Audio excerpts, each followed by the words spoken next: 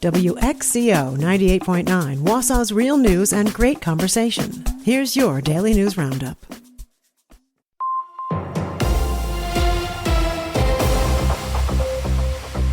For Civic Media News, I'm Jimmy Kuska. Before Tuesday's primary, polling had Francesca Hong as a clear favorite in the Democratic primary for governor. On election night, David Crowley, who had dropped out of the race on July 8th, then re-entered 9 days later with the endorsement of current Governor Tony Evers, held narrow leads for most of the night while totals were being reported. It wasn't until Milwaukee County's delayed reporting of over 24,000 absentee ballots that the race was called in favor of Crowley early Wednesday morning. In addition to Milwaukee County, server issues in Winnebago and Greene counties also delayed the reporting of final vote tallies well into Wednesday. Crowley will face Republican Tom Tiffany in this fall's general election. Plenty of attention was on northern Wisconsin's two contested primaries in Congressional District 7, which became an open seat when Tom Tiffany decided to run for governor. Republican Michael Alfonso, the son-in-law of former Wisconsin Congressman and current Trump administration cabinet member Sean Duffy, cleared the field and will face Democrat Fred Clark. Meanwhile, in western Wisconsin, it'll be a rematch between Republican Congressman Derek Van Orden and Democrat Rebecca Cook in the state's 3rd Congressional District. The Madison police officer who shot and killed Corey Ruiz last month is being officially identified. The Wisconsin Department of Justice says Keel Badinger-Peterson was injured by Ruiz with a knife during an attempted arrest on July 22nd and then fired his weapon at Ruiz. The deadly encounter led to protests at Williamson and Baldwin Streets, including an encampment that lasted until last week. Badinger-Peterson has been with the Madison Police Department for more than 10 years and hasn't been involved with use of deadly force in the past. The last group of beagles at Ridgeland Farms will be out of the facility tomorrow. Big Dog Ranch Rescue says the final 155 dogs will be released from Blue Mounds, most of which are puppies believed to be just a few months old. This departure will mark the end of a mission by rescue groups to have all dogs leave Ridgeland Farms, a mission that began back in April. Big Dog Ranch Rescue mentioned it has rescued more than 2,100 beagles from the facility to date. I'm Jimmy Kuska for Civic Media News.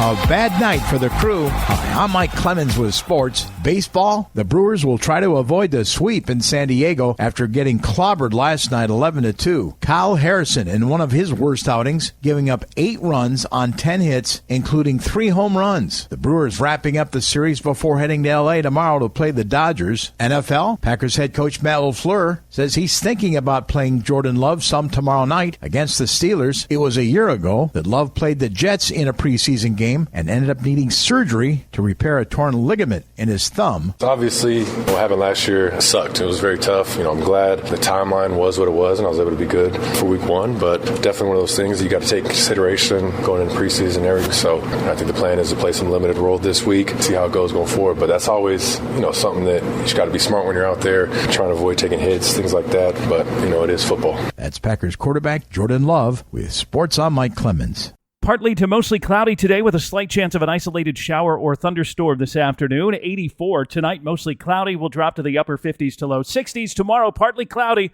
Slight chance of an isolated thunderstorm with a high near 80. I'm meteorologist Sean Cable. That's your Wausau News Roundup from WXCO. Find more news anytime at WXCO.FM. Subscribe to this podcast on Spotify, Apple, or wherever you find your podcasts.